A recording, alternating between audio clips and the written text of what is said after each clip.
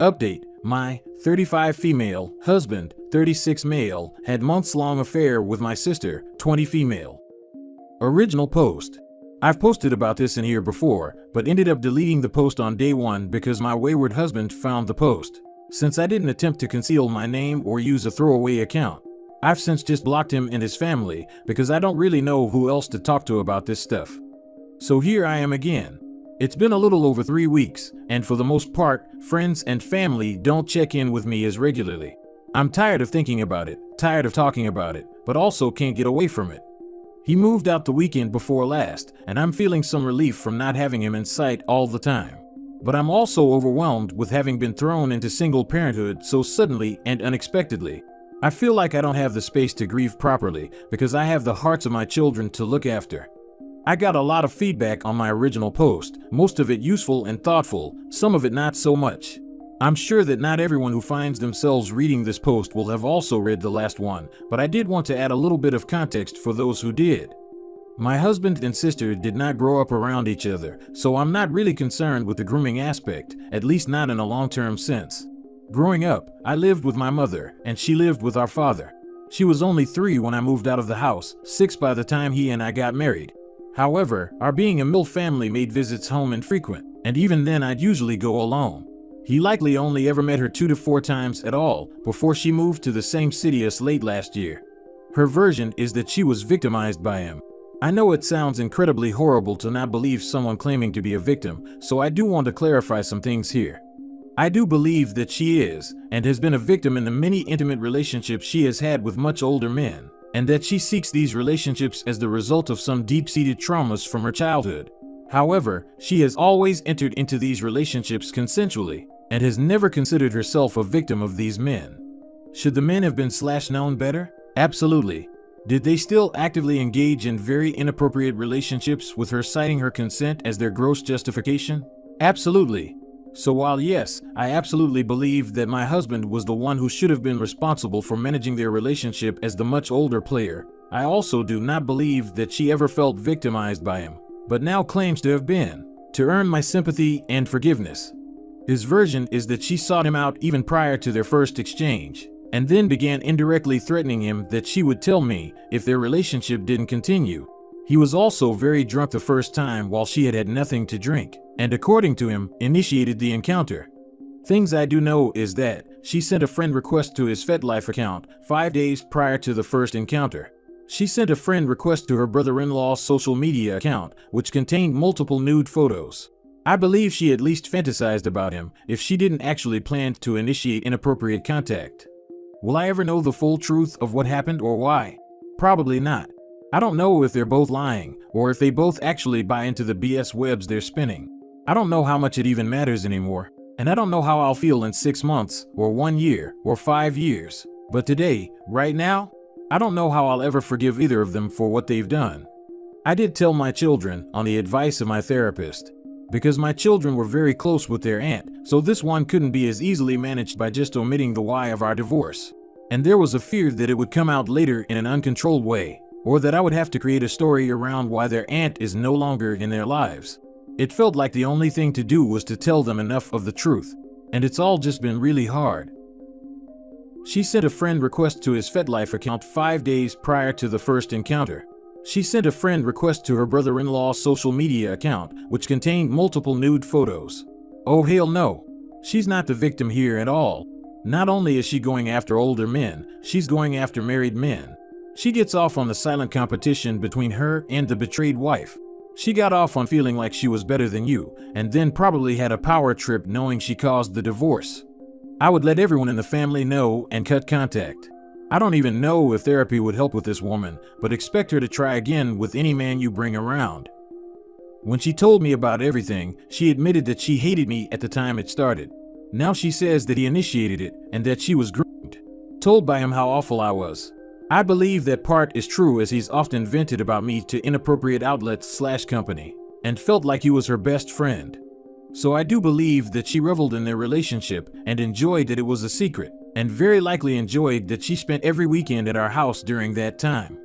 Our relationship was strained for some time, but slowly we became very close. And it's at this point that I think things started to change for her. She felt guilty for what she had done, confessed, and now I think she's trying to salvage whatever she can by telling a story that she can live with.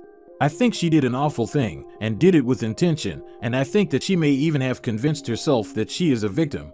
But I don't think I'll ever be able to forgive her. As of now, I have no plans to ever be in her presence again, or allow my children to be. Although, once they're adults, that decision will be theirs to make. No one would blame you. What an absolutely despicable person. She's going to continue to lie because she doesn't want to take any responsibility for her actions. I'm so sorry that they did this to you and the children. I'm so sorry, Opie. Your friends and family don't sound like good people. I've supported several friends through infidelity, and I can't imagine abandoning someone in pain, especially someone I love and care about. I don't think they mean to be negligent. I think they just don't know what to do or say, and I live very far away from any family currently. In the first few days to a week, I was constantly being checked up on, but that has since dwindled. My sisters in particular are struggling with knowing how to love both me and the affair partner through this. I think that's something that has been hard for us all. I could never ask them to not still be there for her, but the emotional part of me is hurt by it at the same time. I know that part will get easier eventually. Your sister is a broken human being. The best thing you can do is remove her from your life. Very hard to believe she is some sort of victim after everything you saw in her life. The double betrayal is incredibly hurtful. I think you're taking the right steps, limited contact with X except for kids, and removing your sister from your life. I think you're at the point that you recognize your sister brings no value to your life and therefore can't be in it.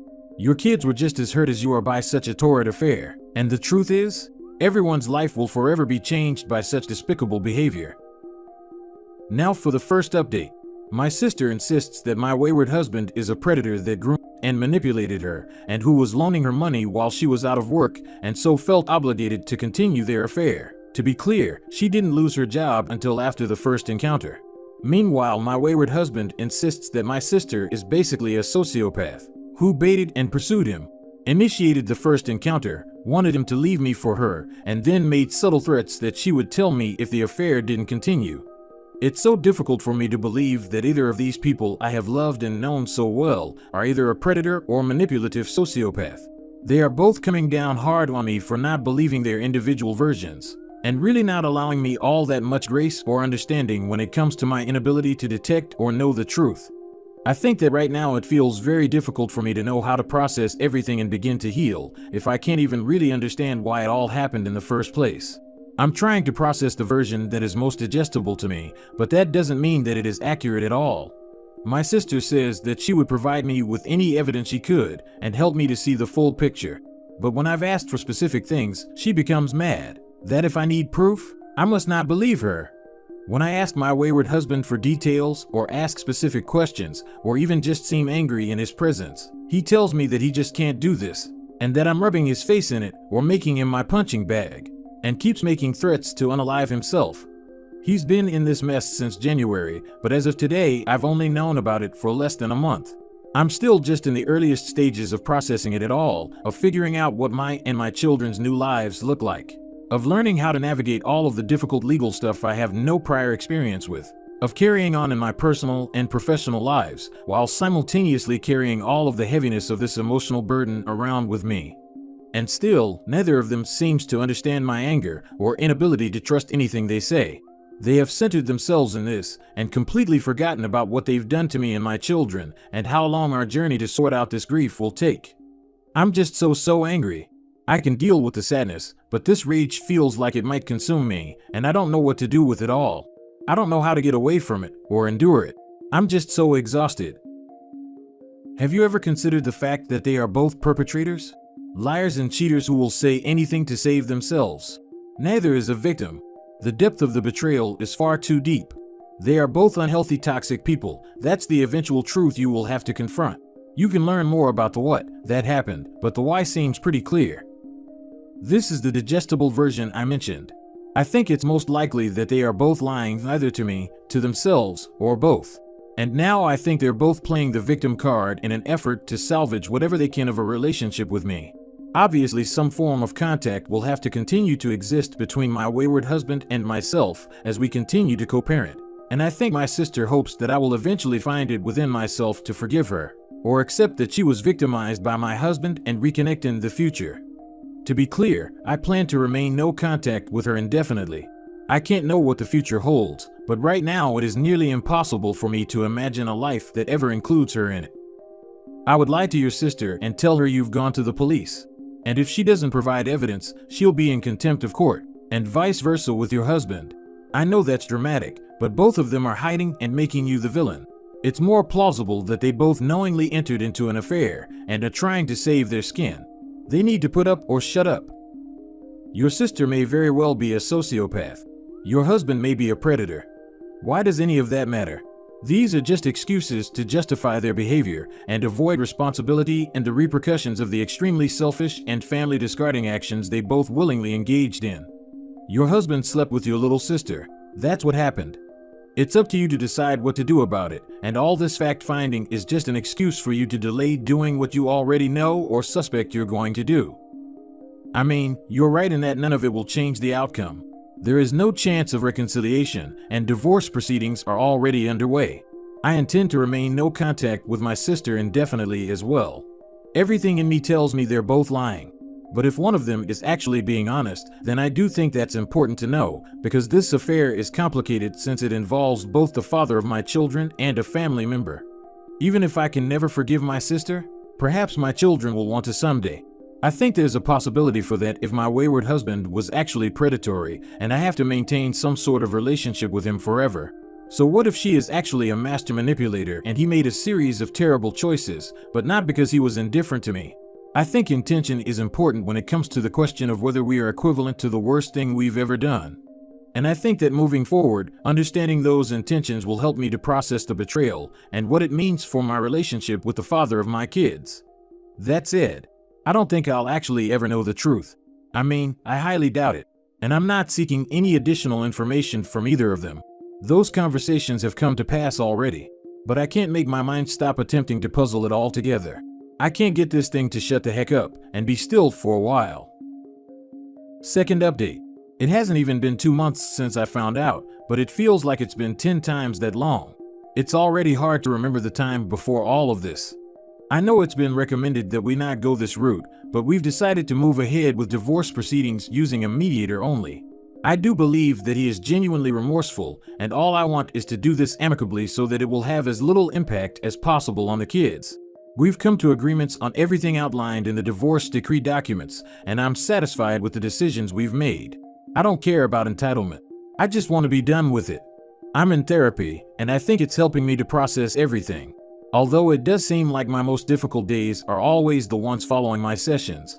I'd really like to go back to talking to my therapist about anything but this, but I know that this part can't be sped up or skipped over. My sister reached out to me after my request that we remain no contact.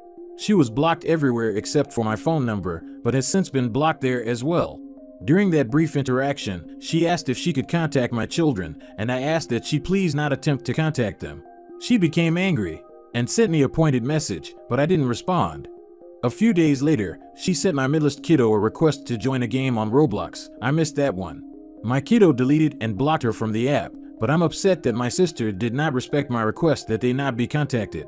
I'm considering filing for a restraining order, but I don't know if it's the right thing. I hate that I'm questioning so many of my choices. I'm not interested in petty revenge or weaponizing my children against her, but clearly asking her is not enough. She has tickets to a concert in our state in August, and I'm worried she will attempt to see them somehow. I'm still just sort of emotionally floundering. My emotions are less heightened for sure, and the kids and I just returned from a 4-day trip to the beach and Disney. That helped. I'm not checking in with my family much anymore because I don't want them to have to rehash the same things over and over with me. I know it must be exhausting for them too. I'm just feeling very isolated lately, and I'm not sure how to mitigate that. Thanks for being here. Edit. My soon-to-be ex-husband is not in contact with my sister either. He fully supports the kids remaining no contact with her, as it is now known that she is lying in her claim to have been victimized by him. Don't worry, I'm still holding him accountable for the role he played, but knowing what I know now, I'm privy to the more nuanced nature of his role. My state actually offers a protective order against harassment, which varies from a CPO or restraining order, and that emotional distress is an acceptable reason for applying for one. She has surely caused that for me and them. Please remember to notify their school that she is not allowed to come near them and to notify the police if she tries. 100% notify anyone that will have the kids out of your supervision. Their friends' parents, camps, child care, etc. I'm so sorry, OP.